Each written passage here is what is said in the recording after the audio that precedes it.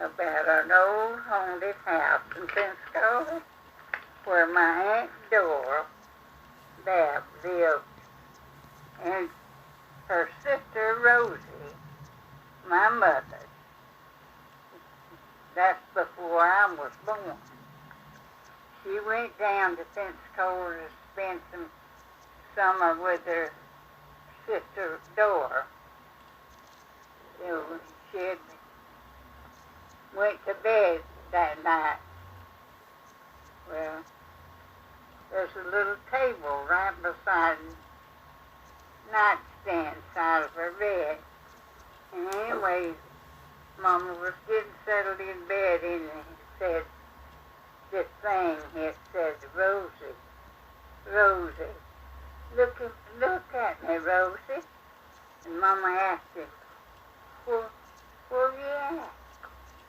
And she couldn't see nothing, you know. And it said, under the table, look at me, Rosie. And Mama said she peeked, but she couldn't see nothing. But he kept telling her to look. And said she got so afraid till she jumped out of bed and went and got in the bed with Aunt Dora and told them what she heard. And they didn't believe her. But then the very next night, Uncle Dan was late coming in from work.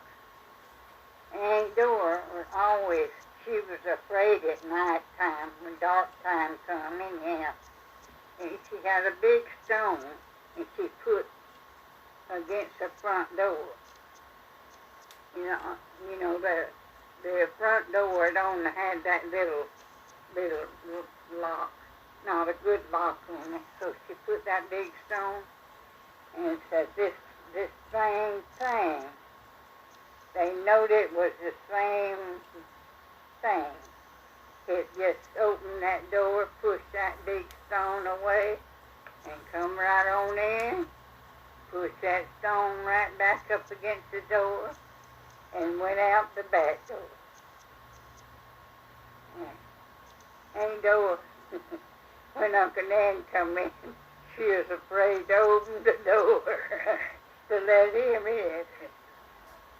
Afraid it was that ghost gonna get her. So after that, my Aunt Dora never let the sun go down with her there, before Uncle Dan come home. So she was afraid it would come back.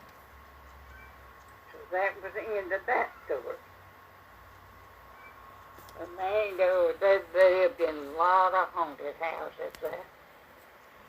Scary.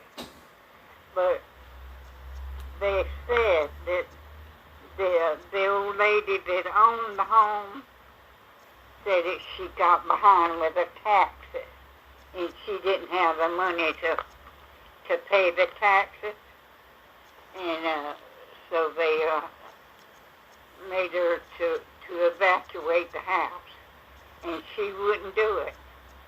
She just stayed with it. It was her home. She stayed with it. So they come in and they throwed her out. And she told them would never anybody live there in peace. And not too long after that, she died. And that house was haunted. And nobody ever lived there in peace after that.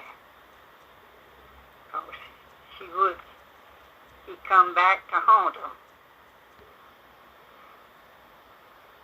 So that was the end of that. This house, and they didn't have windows like we have now. Had them wooden shutters, and you drove a nail and you had a wire wrapped around the nail. That's how you shut them. Well, anyhow, they lived in the house up there in Bonifay where this house that they bought, well, it was haunted.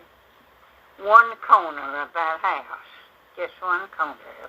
There's one certain window there that they unwrapped that wire and opened that window and shut it back and wipe it, and them were watching it do it. And them were seeing it do it. And the corner house, they do like that and never shake it off of the block. We never could understand what that was. They tried to investigate it, but they never did. Never could find out what happened, what caused it. But it's funny how that water unwrapped. Open that window, and then they shut it back. And they were watching it do it. It's scary, ain't it? That's all I know.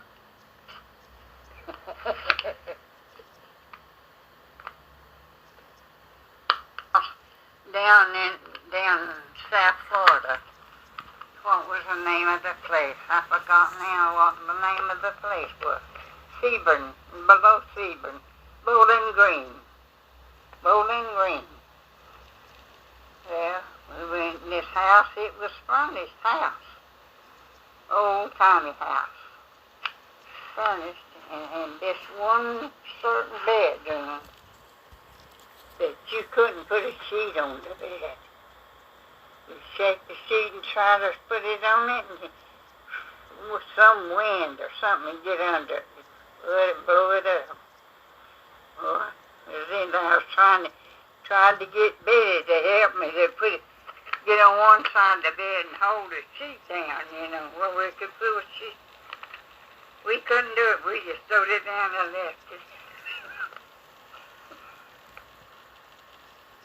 Couldn't put a sheet on the bed. I don't know why. And there was no wind except it just under that sheet. I don't know what caused it. There's no man staying with us. We just let him take care of that.